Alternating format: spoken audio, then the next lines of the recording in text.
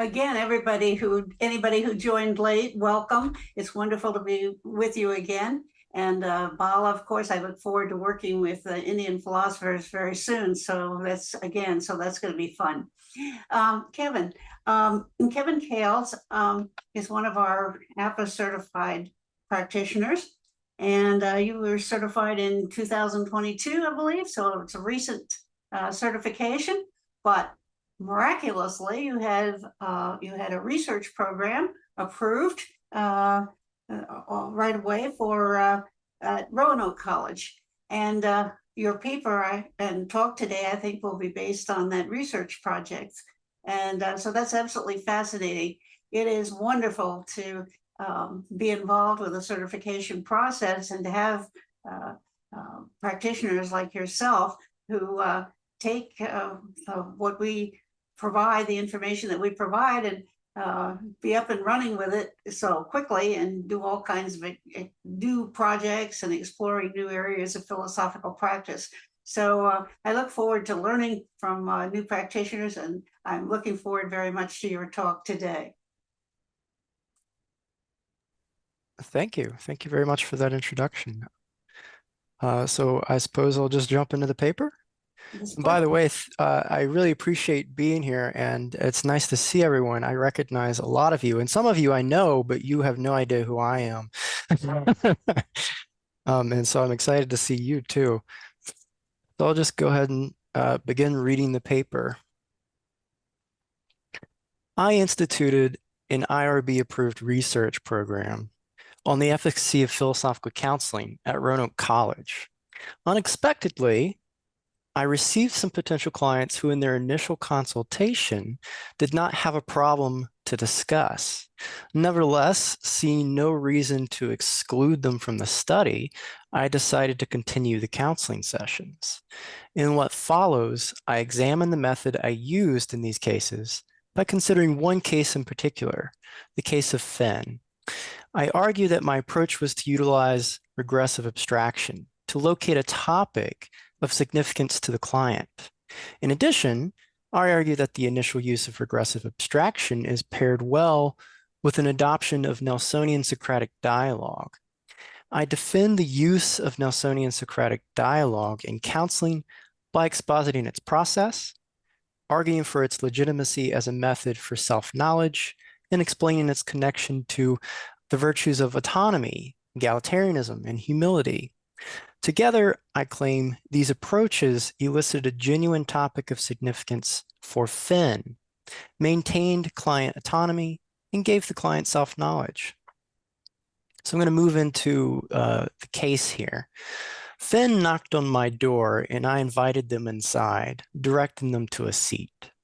And once greetings had been exchanged, I explained the process for the initial consultation and began by asking Finn their reason for participating in the research study. Finn explained that they had come to my office out of curiosity. However, when I inquired about the problem or issue that they wished to discuss, they claimed that they didn't have one. Perplexed, I wondered how to proceed. I decided to gather a history, as usual, telling Finn that we would do some exploration. But what I saw in the client history was not clear to me at the time. So let's move into the relevant history. The first element of the client history was prior counseling experience. Finn had received psychotherapy on several occasions. Some psychotherapy had helped with the provision of diagnoses and labels that Finn believed aided their self-understanding by attributing their symptoms to causes. For Finn, knowledge of causes and ameliorative treatments had brought comfort. More recently, however, psychotherapy had been unhelpful. When I requested clarification as to how Finn thought psychotherapy was unhelpful, they explained that the psychotherapies in which they were currently engaged focused on equipping them with practical techniques to overcome or manage issues. Finn criticized this approach by stating that it remained at the surface level, never penetrated deeper. Now, when I learned that Finn had so much experience with various psychotherapies and that they were currently in psychotherapy, I wondered if there was an issue that Finn wanted to discuss but wasn't ready to share with me. And perhaps Finn was testing me to determine whether they would reveal that issue for discussion, or maybe they would end the counseling after the initial consultation. I proceeded to gather history of Finn's education, major, minor, hobbies, and relationships. Now, although Finn was in their second year at the college, they held third year standing because of dual enrollment credit received while still a high school student. Finn chose a major in biology and a minor in computer science with an interest in a career in bioinformatics, which I honestly didn't know what it was at the time. Finn explained that they decided to major in biology while a sophomore in high school. When prompted about graduate school, Finn responded that they had compiled a list of schools already. Now, I commented on Finn's educational history that it appeared to have a clear structure and thoughtful organization. And my comment elicited a response from Finn in which they emphasized an appreciation for a schedule with a degree of rigidity, though not so as to lose flexibility. In addition to their interest in STEM, Finn maintains hobbies in the arts and crafts. In particular, Finn crochets weekly.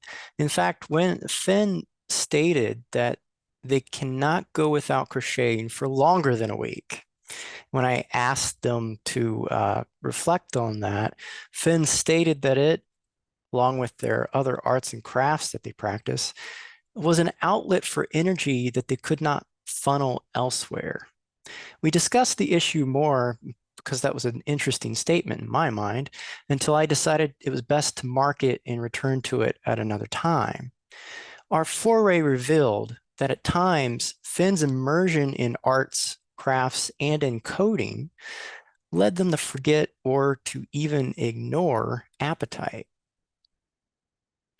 Now, as for Finn's relationships, we discussed Finn's family and friends. Finn maintains connections to family members.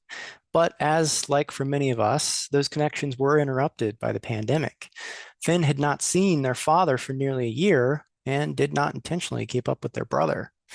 Nevertheless, they still counted these relationships as close, and the importance of familial ties was encouraged by their mother, with whom Finn had the strongest bond. In addition to family, Finn has a small number of genuine and close friendships. Even though Finn does not see them frequently, they declared that it was important, that they felt the need to upkeep their relationships with a few of their high school friends. Now, building relationships while in college had proven more challenging for Finn. Over 2 years, Finn had made 3 close friends, and they clarified this by explaining that quality was of greater importance to them than quantity in respect to friendship. While we were discussing relationships, Finn had expressed that people were wearying, but without them, there was loneliness. When I pressed Finn to elaborate on that, they explained that relationships are by no means to be counted negatively. They require upkeep, even though day-to-day relations may be exhausting. So, turning to the philosophical issue here. At the end of the initial consultation, I reviewed the ground we had covered, shared with Finn what I had learned about them, and offered what is obligation as a topic for exploration in the next session. My assessment was that Finn held obligation as a high value in their life. And so I explained that obligation is a value that I believe structured their various activities and relations. And if we could examine some of their personal experiences of obligation, we may gain insight into their life's choices and behaviors. Now, upon hearing my review of the session and receiving the topic, Finn briefly appeared excited. And after smiling for a few seconds, Finn expressed the desire to talk further about obligation and agreed to meet again. But the session with Finn left me uneasy. And here's where I want to turn to method. pacing around the small area of my office at Roanoke College and sometimes into the hallway, I was troubled by that on which I could not place my finger. What was the process that transpired in my session with Finn? Although Finn presented no issue or problem in the beginning of the session, they eagerly agreed to meet again so that we could have dialogue about obligation. I did not believe that I had somehow uncovered the issue tacitly plaguing Finn, but I did believe that I had uncovered an issue of significance to Finn's current circumstances. I wondered how I managed to do that, and if the process by which I came to see the significance of obligation for Finn could clearly be stated in words. I'm going to begin with taking a relevant history. The exploration of Finn's history was determined by my questions and Finn's chosen responses. This fact, I believe, can help explain how I found what I did. Perhaps Finn really did not have in awareness a specific problem to discuss, but what Finn chose to talk about could only have been what is most pressing on Finn's mind, even if Finn was not aware of it. Yes, the questions I posed to Finn are general features in a history, but the details that Finn discussed were not the details they necessarily had to discuss to answer the questions. Rather, the details were significant for an insight into what Finn wanted to talk about and was talking about, while specific topics or themes eluded their awareness, as they initially eluded me too. Coming to see a specific topic of importance to a participant who does not readily present one to you, I believe, is a process of abstraction. So here I want to go into regressive abstraction to a philosophical issue. There are different sorts of abstraction.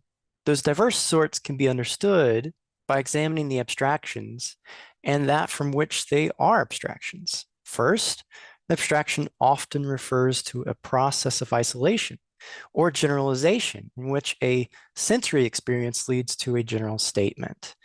So the general statement applies to a variety of experiences. For example, from a sensory experience of two groups of 5 people working against each other on a wooden floor and trying to get a red-orange ball through a hoop, of which there is one on each end of the floor, I abstract, I see a basketball game.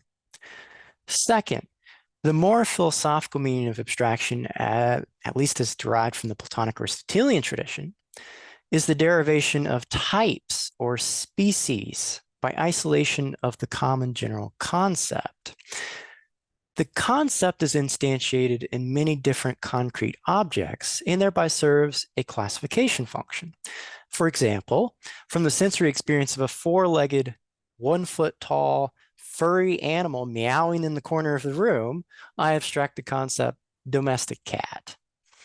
There is a third sort of abstraction called by Leonard Nelson regressive abstraction.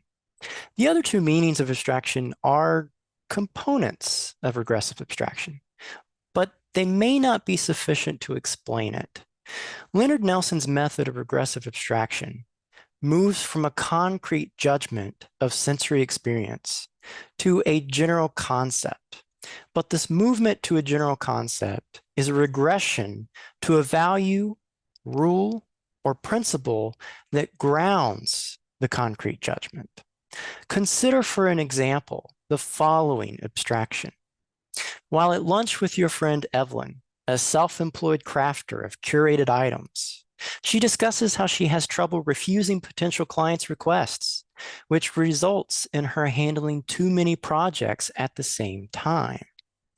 Consequently, she has difficulty managing a schedule for her myriad projects. In addition, she says that she took up running about 3 months ago to ameliorate the stress from her work. Although she had never participated in the sport of running before, she immediately began running high mileage at high intensity with high frequency. After listening to Evelyn, a specific word comes into your mind: moderation. As you listen to Evelyn, you judge that by taking on too many clients at the same time, Evelyn is exceeding the number of clients she's able to serve with the quality she desires. and you judged by taking up running too intensely too soon, Evelyn is taxing her body to an extreme degree. You then regress from those judgments to a value that appeared to be central to the issue, moderation. Somehow you believe Evelyn has been taken in by a false value, believing that moderacy is the right way to do business, and her belief has been influencing her business practices. Perhaps you could help Evelyn clarify her tacit beliefs and even begin to resolve her current troubles by having a dialogue about moderation. Now, this example of regressive abstraction seems to me to perhaps be different from the other two abstraction processes. Whereas generalization and isolation start with experience, regressive abstraction begins with judgment and abstracts to its presuppositions. I believe my method of finding a topic of significance for Finn, who didn't present one at the onset of the initial consultation, was regressive abstraction. From Finn's history, I made several empathic inferences. For example, self-knowledge ought to be sought. Daily activities ought to be organized by schedule. Personal energy ought to be dispersed by creative activities. Relations ought to be maintained. I regressed from these judgments to a principle that they presuppose, obligation. Moreover, I believe this method has application in similar cases. Consider the process in general detail. There are two participants in the counseling session, counselor, client. The client is there for the purpose of receiving counseling. The counselor is present for the purpose of providing it. The activity in which they share requires a problem or issue that can be examined and from which tentative self-knowledge can be gained. Given the demarcation of counselor and client roles in counseling, the problem or issue must come from the client, not the counselor. When a client does not present a problem or issue, but nonetheless wishes to participate in philosophical counseling, the counselor may choose to operate on the belief that the client does in fact have a problem or issue on the grounds that it would be implausible for a human being not to possess a philosophical problem in their life. The challenge for the counselor is to locate a problem or issue. For that purpose, a history is obtained by means of the method of question and answer. Gathering a history opens for the client a space for reflection on the usual topics: relations, career, age, education, activities, hobbies, diet, etc. It is typical for a client who is genuine to wish to speak about oneself. Speaking about oneself often takes a relevance to the situation in which one speaks about oneself. Therefore, in the case of counseling, a client is likely to share information of the pressing sort. The task of the counselor is to have the intellectual virtues requisite to receive and to process that pressing information.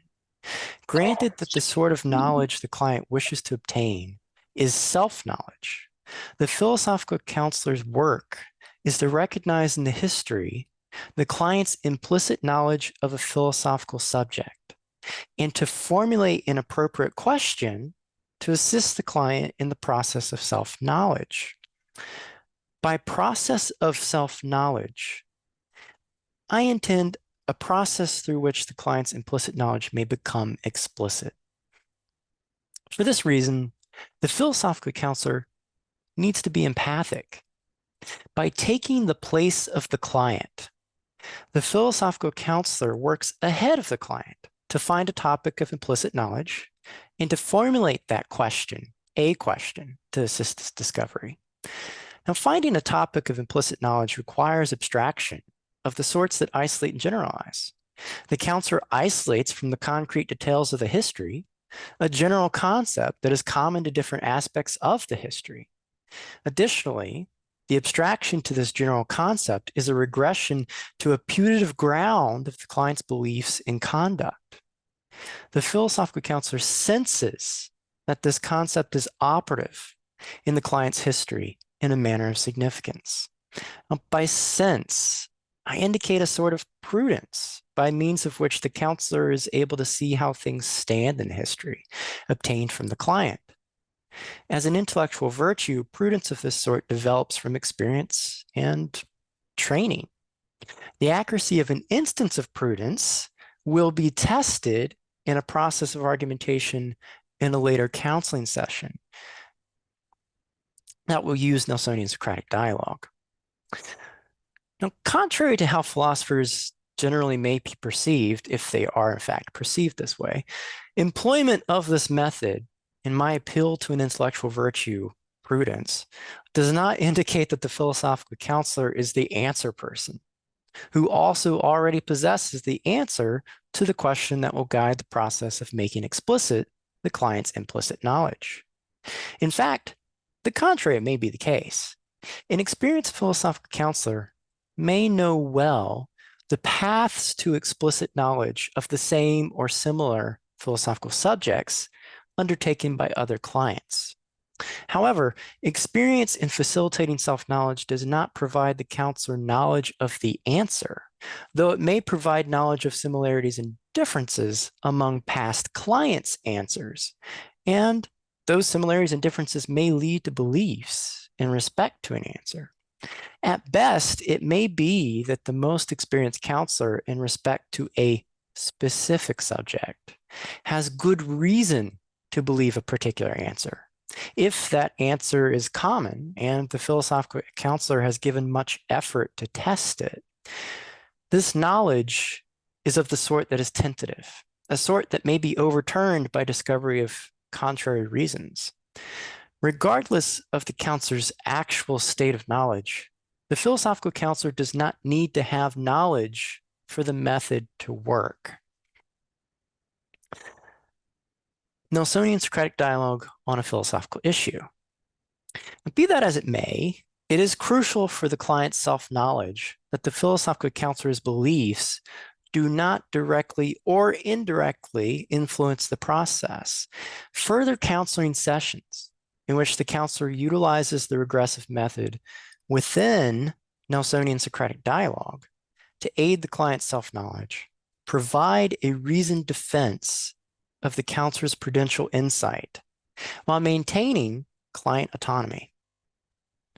By Nelsonian Socratic dialogue, I intend an educational methodology devised by Leonard Nelson, a 19th, 20th century's German neo-Kantian philosopher. Nelson elucidates the approach in The Socratic Method and many other of his works, wherein he claims that the greatest contributions of Socrates and of Kant to philosophy lay in their methodologies, not their systems. So according to Nelson, Kant's critical method brings Socrates' method of philosophy, as portrayed in Plato's dialogues, nearer to completion. Nelson's heirs continue to use and spread the method. And although the method has some diversity in interpretation and practice, its main steps have been given in the image of an hourglass, beginning at the top of the hourglass and moving downward towards its center. A question is formed. Real personal examples are collected from participants. One example is chosen and elaborated in detail. The chosen example is analyzed into steps. The topic of the dialogue is located in the steps of the example. A judgment is made regarding the topic of the dialogue in respect to a selected example. That would be at the center, flowing down from the center to the bottom of the hourglass. The judgment is applied to other examples that were previously elicited from participants. The judgment is revised to subsume those examples.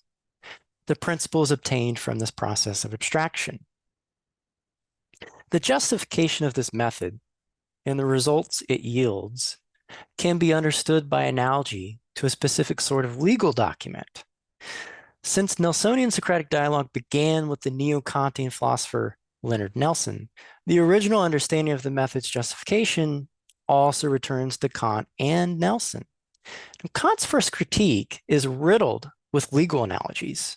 And in particular, Kant likens transcendental deduction to quid juris deduction. Inasmuch as Nelson's specific formulation of Nelsonian Socratic dialogue is influenced by Kant, Nelson argues that the method provides deduction quid juris, what is rightful, of principles, while maintaining connection with quid facti, what is the fact.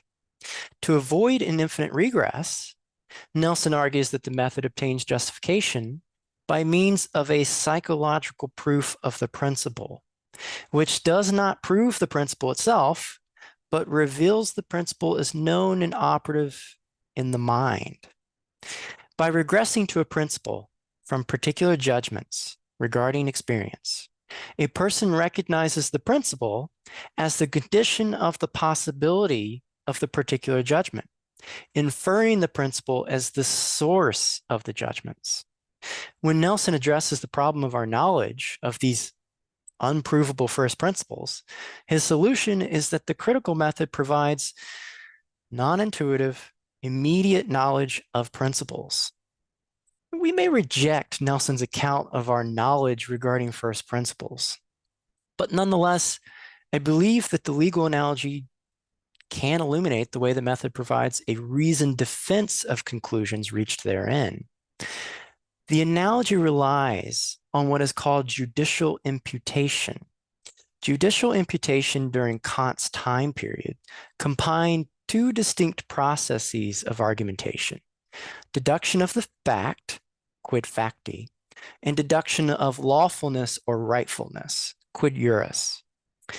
Let us imagine a situation in which one person, call them person A, kills another, call them person B. First, there is establishment of the fact that person A has killed person B. This fact must be demonstrated in legal documentation by presentation of the relevant experience as a list of essential moments of the deed that allow it to be seen as a case to which the relevant law applies. This deduction already requires that the connection be made between the law and the facts. The law itself is considered in this deduction because it aids the demarcation of the essential moments of the relevant experience. Moreover, the relevant law is discerned by considering the facts of the case. To determine the facts of the case, a judge must have an eye to the facts. Second, after the facts have been established, the rightfulness or lawfulness of the application of the law is judged. On Kant's exposition of deduction quid juris, a syllogism is produced in which the answer to quid facti becomes the minor premise of the syllogism, and the law becomes the major premise in order to draw an answer to quid juris in the conclusion. So one of Kant's examples is the following. The major premise: the abuser shall restore his honor to the abused. Minor premise: he has abused me. Conclusion: he must make amends. So within Nelsonian Socratic dialogue with a client, the steps represented by the hourglass that we discussed above are the deduction quid facti. In the diagram of its argumentation afterwards is the deduction quid juris.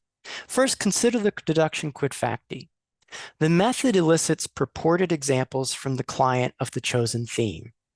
Selection of examples is difficult. It can be one of the most difficult parts of it, and it requires time because the client has to look toward the theme before they apply it to find relevant examples from their life.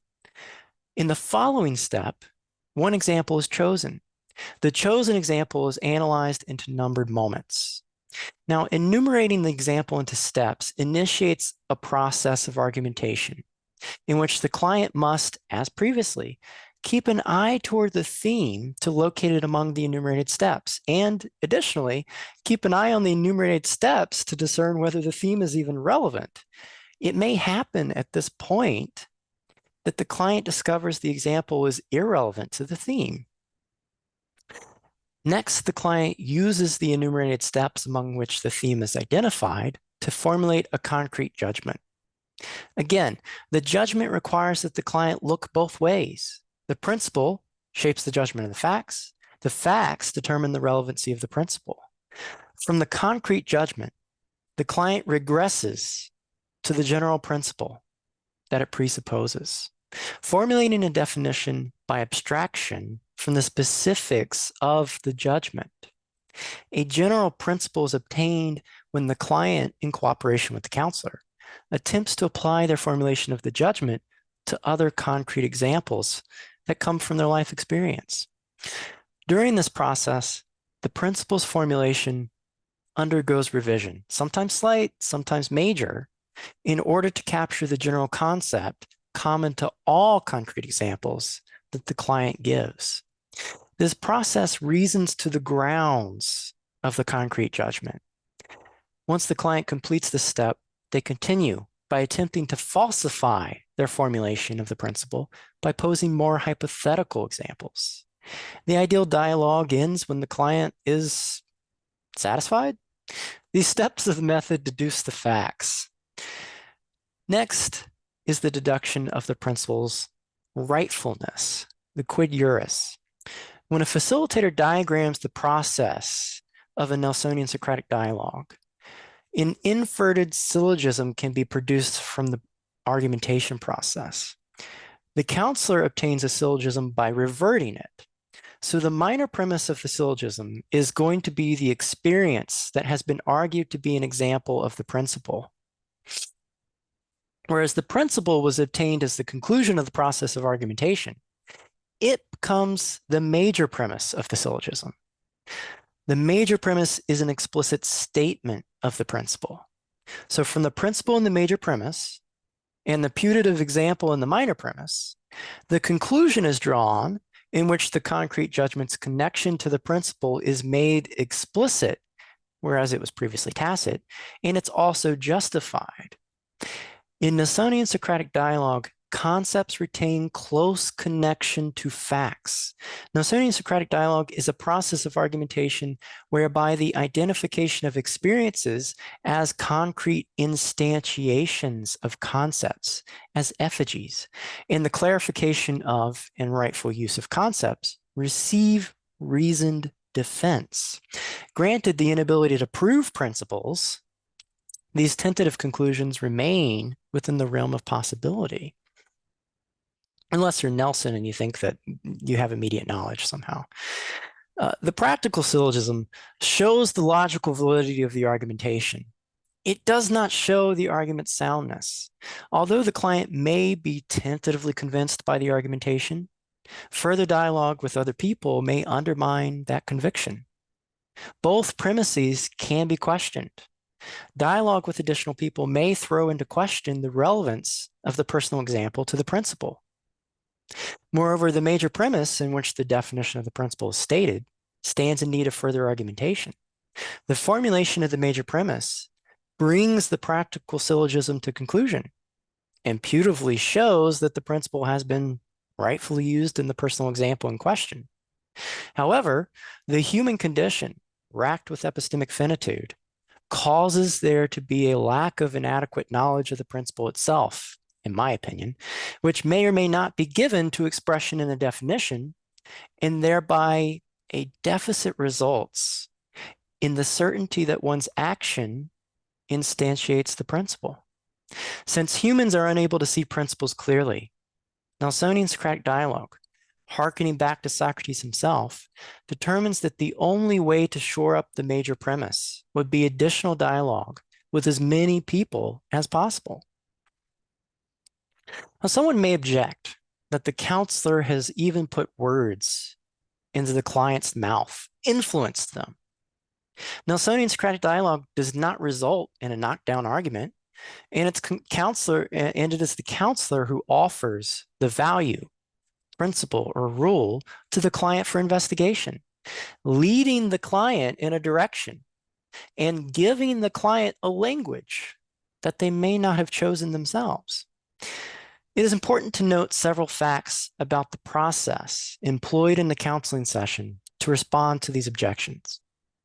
First, while the counselor does offer the value, principle, or rule, as I did, the client must agree to it for the counseling to continue. If the client disagrees, regressive abstraction continues until the counselor is able to suggest another value, principle, or rule, or the counseling is terminated by the client after the current session. Second, no other experience is considered except the client's personal experience when the client determines their agreement. We must trust the client as an autonomous and rational human to judge correctly in this matter. Perhaps. Third, the client's agreement at the onset is provisional upon the discoveries made in future sessions.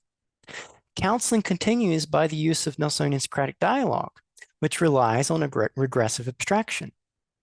This approach is significant because the counselor acts as a facilitator to the client's self-knowledge, not an interpreter or dispenser of it. For that reason, even if a client agrees to the counselor's suggestion initially, further sessions in the future that examine the counselor's suggestion offer opportunities for the client's provisional agreement to become disagreement, a change predicated on the condition that the analyses of the suggestion in relation to some of the client's specific personal experiences have revealed that suggestion to be off the mark. We must believe the client's continued agreement accurately reflects the truth on the grounds that the client is an autonomous and rational being who is closest to their own personal experiences, just as we must accept their disagreement in the case that they, in fact, disagree. Finally, it is true that Nelsonian Socratic dialogue does not produce a knockdown argument, whatever that would be, though it does provide reason or evidence for both a concrete judgment of matters of fact and the rightful use of a principle in that judgment. Nelson considered the anti-ideological aspect of the method its strength. To this virtue of humility, call it, I would add that the method has the virtue of egalitarianism on its side too. When it comes to principles and values, certain knowledge seems to be out of the realm of possibility for humans, for many Socratics anyway. Nevertheless, we can get closer to knowledge by perpetual Socratic dialogue with as many other persons who have diverse experiences and backgrounds as possible. Striving for truth is a process in which all come to one another as equals. Resolution of the philosophical issue. In the case of Finn, do you remember Finn? I haven't mentioned Finn for a long time. In the case of Finn, Finn and I examined the topic, what is obligation? Finn brought putative examples from their personal experience to our sessions. Two of Finn's examples were participation in a team scavenger hunt, an event that was put on by Roanoke College, and a Christmas Eve gathering with their girlfriend's family. Now, we worked through these examples by appropriating Nelsonian Socratic dialogue to the individual counseling, and Finn developed a tentative definition of obligation from the process. From those examples, Finn arrived at the following definition of obligation. Obligation is something to be done and acting as a mediator to prevent bad experiences for those involved. Now, after Finn obtained satisfaction with this definition, I emphasized that they should continue to examine other personal experiences of obligation in their life. And they should try to do the same, examining others' experiences to test the definition and to further their understanding of it, not taking it to be a settled matter. Now I want to get into a client perspective. After those sessions, Finn gave me the following client perspective. In the beginning, Finn did not have a topic for philosophical counseling to address. So they didn't really deceive me or hold back at all. Finn believed that taking a history identified something for them to talk about. In comparison with the psychotherapies with which Finn has experience, philosophical counseling went deep beneath the surface level, and it talked out issues. The sessions gave Finn a better understanding of their relations with others and their self in how those relations interact. Finn claimed that this understanding was already proving itself beneficial in application. An example that Finn gave was one of conflict between competing obligations. Obligation to self and obligation to a college course. Finn's relation to a particular class project had changed. In order to do the project well, they recognized that they had to take care of their self, their well-being. Self-care created the conditions in which their best performance on the project was possible. Finn learned the importance of obligations to self and how to judge apparently or really conflicting obligations. In conclusion, Finn stated that they had learned more from a handful of sessions of philosophical counseling than from an entire year of sessions of various psychotherapies. Their words, not mine. Conclusion: the case of Finn led me to critically evaluate my methodology. I argue that taking a history, the method of regressive abstraction, and the method of Nelsonian Socratic dialogue were efficacious in this case. My defense of their efficacies relies on their theoretical justifications, my experience of them in this case, and client feedback. In addition, I assert that these methods have broader application to similar cases in which a client does not present a problem or issue to the philosophical counselor in the beginning. However, the efficacy of the broader application of these methods to similar cases and to dissimilar cases in which a client does present a problem or issue requires further study. That is the end of my paper.